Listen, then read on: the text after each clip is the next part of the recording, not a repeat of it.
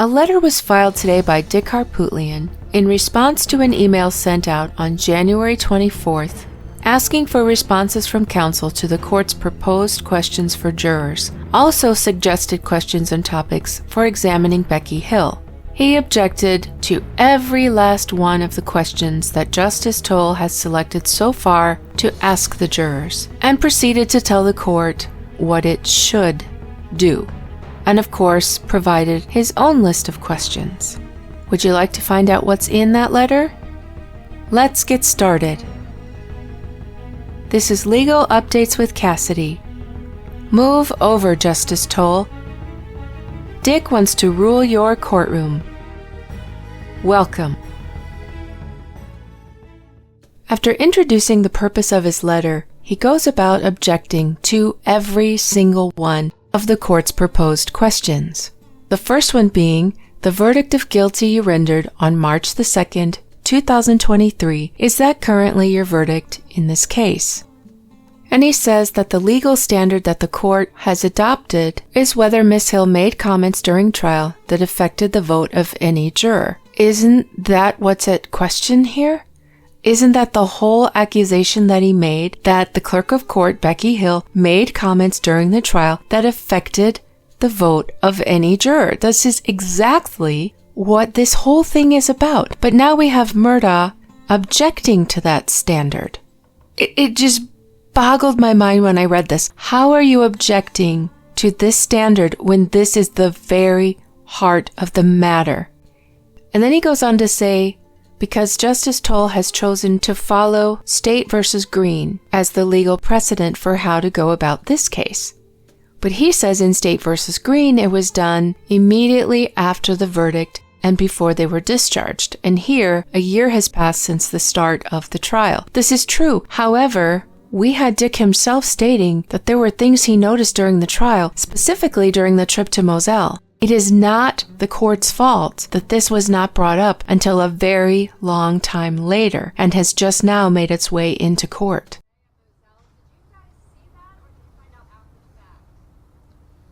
Well, I think we observed it. We did. No, I was there. Oh, yeah. I was there. I watched it. But no one can help that time has passed. However, from what I understand from the status conference is that Justice Toal was very interested in finding out exactly when these accusations were born, because that's very important to this case. If they knew about this as he let it slip during the trial and didn't bring it up, introduced it as after discovered evidence, that's an issue right there. But he goes on to say that if a juror answers no, the court would be compelled to ask why, which could have only two possible answers: some irrelevant consideration arising after the verdict or reflection on some perceived defect in jury deliberations. Then it's rich that he mentions Rule 606B, because it was state that introduced that idea and defense didn't like it at all. He basically objects to anything and everything that doesn't lead to Becky being a villain. It's not even about jury tampering anymore, as he says he objects to this legal standard. Now, he just wants a trial of Becky Hill. He goes on to object to the second proposed question: was and is your verdict based entirely on the testimony, evidence, and law presented to you in this case? And he claims this violates Rule 606B. This is exactly the heart of the matter. This is a very similar question to what was asked in State v. Green. This is not asking about deliberations. This is asking whether or not the accusation that Alex Murdaugh and his team put to the jurors was your verdict based on testimony, evidence, and law presented in the case, or something that Becky Hill said. Again, how are you objecting to this? And then he can't help himself but to still continue the argument he had at the status conference, quoting Remer again, which Jim calls Remer for some reason, Parker v. Gladden, and State v. Cameron, that Justice Toal clearly stated does not apply to this case, and that she was choosing to follow the more recent case of State v. Green. He goes on to add that this second question is highly suggestive of an affirmative answer. How?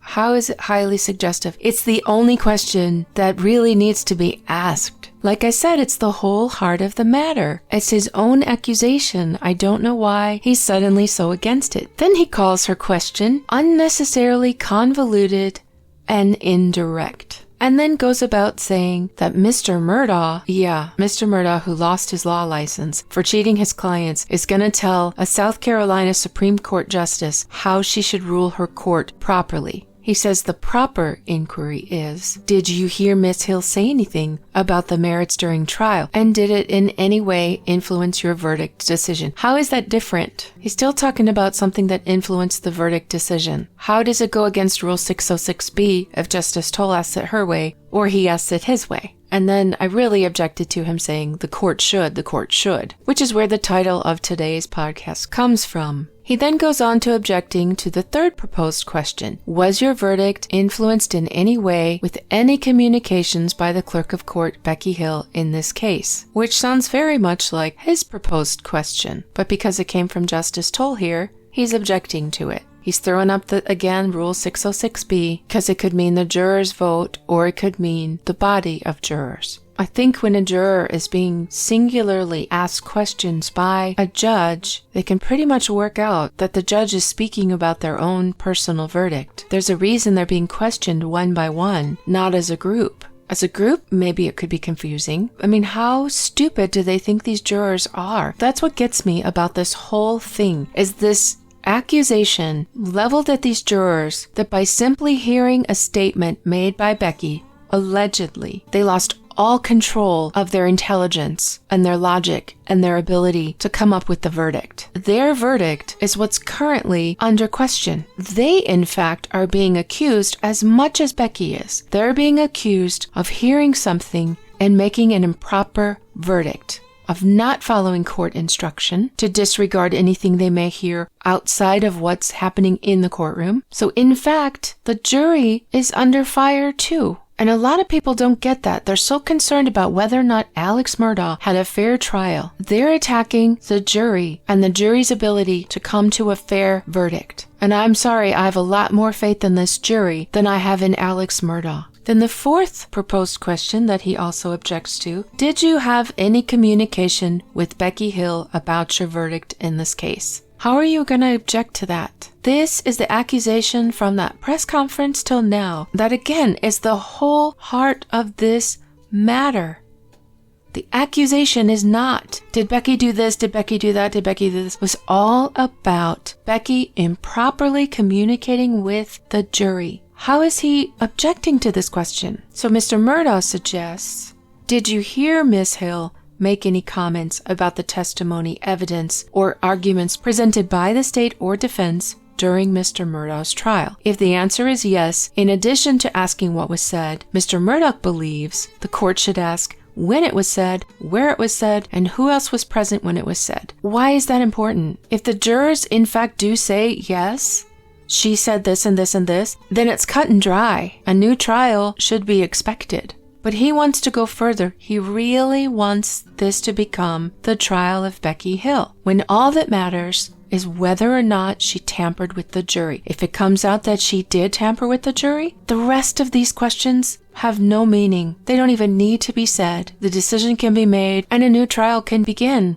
He wants her tarred and feathered before the whole world for some reason. It's that simple. An affirmative answer that she did this, it's all he needs. But he wants more. Then he again objects to counsel for jurors participating in this proceeding, and he's upset because the court sent correspondence to the jurors' attorneys. But that's proper. If he were representing a juror in this case, he would want to be included in the correspondence. But here he says he respectfully submits the court should not have included Eric Bland. And then says, I'm aware of no precedent for a court providing a witness's lawyer with an advance copy of the questions the witness will be asked during a criminal proceeding. And that's a stretch. I know Alex's trial was a criminal proceeding, but this hearing is not a criminal proceeding. It's a hearing to determine whether or not a new criminal proceeding should take place. But he seems to keep forgetting that, just like him bringing up motive. This is not a criminal proceeding against Becky Hill. We're not here to find out motive. We're simply trying to ensure that a proper verdict was reached. And if it wasn't, then we move on. And this next part, unbelievable. He's so concerned about the appropriateness of a juror being questioned ahead of the others. So concerned, in fact, that he lets her number slip. Juror 826. Now, Ronnie Richter had asked the court, and the court had said that it was their thought that they were going to re-number these jurors so that nobody knew who was who. But Dick put her number there, his or her number there. Juror 826, now everybody knows it's Juror 826 that's going to be questioned. It wasn't necessary to put a number, just had to say the juror, the one juror. But now he's blown their juror number. And then he complains about the media coverage, and he's so concerned that the other jurors who are not being sequestered will be given advance notice of the questions that they will be asked and an opportunity to discuss their answers with others. So he objects to the hearing being public and requested the courtroom be sealed and a transcript and maybe audio released on Monday once the rest of the jurors are assembled in the courthouse. So he doesn't want the jurors to be allowed to know what questions will have been asked and perhaps what Juror 826's answers were. He wants them to only have access to the very public affidavits with leading questions that he submitted to the court, and those that were filled out by Holly Miller, his paralegal, that one of the jurors that they represented completely denied those things when asked by the state. You know, the ones that he held an entire press conference for, and then has refiled them no less than 5 times. But how dare the rest of the jurors hear what any other juror might say? They should only have access to the affidavits he wanted out there, the accusations he put out there,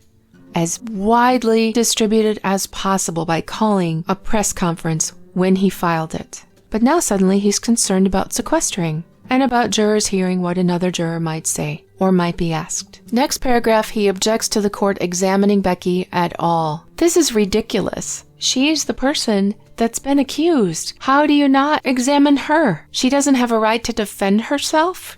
The rights of these jurors don't matter. Becky Hill's rights don't matter.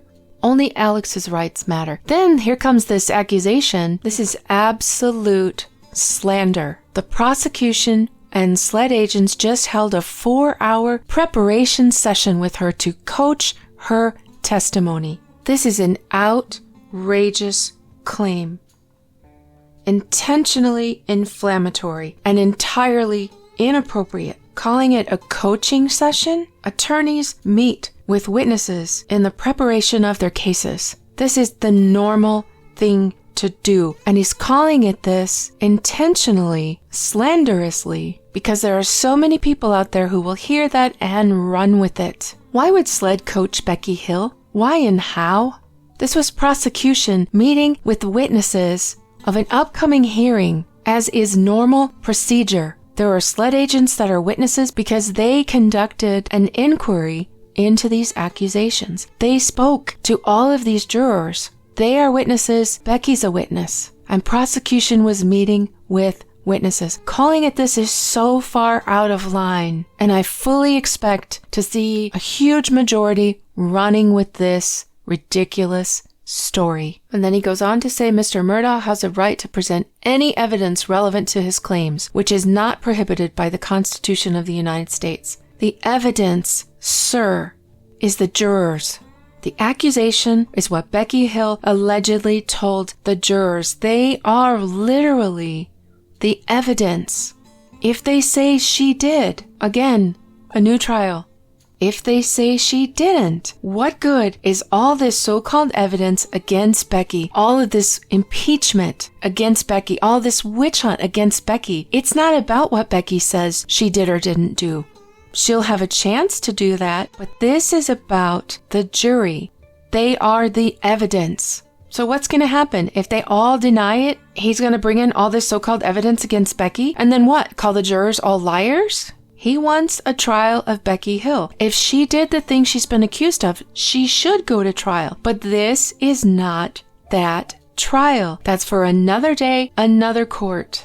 In this hearing, we listen to the jurors. And then he goes on, still throwing his fit. Just like he still had to bring up Rimmer, he has to bring up the Facebook matter, the plagiarizing, stealing money accusations, selling access to the courthouse accusations, misappropriated funds accusations. There's no proof for the Facebook matter. All the rest of it is for another court. And then he goes on, just like he wouldn't let things go at the status conference. Oh, the impeaching would be very quick, less than 10 minutes. You already said that. You didn't move Justice Toal. And then this line of, you can't even call it reasoning. Miss Hill, after all, did not deliberate with the jury either. He brings up Egg Lady and the alternate who didn't deliberate. Whether those witnesses later deliberated with the jury is irrelevant. Miss Hill, after all, did not deliberate with the jury either. Miss Hill is the accused. Those people are not relevant because they had nothing to do with the verdict. It's already been ruled. And then Mr. Murdaugh objects to the statement that Justice Toal made in court that she's perfectly capable of evaluating what the jurors might tell her, which he feels is inappropriate for the court to direct the parties' factual presentations based on its own opinions, formed before receiving any evidence. Again, the jurors are the evidence.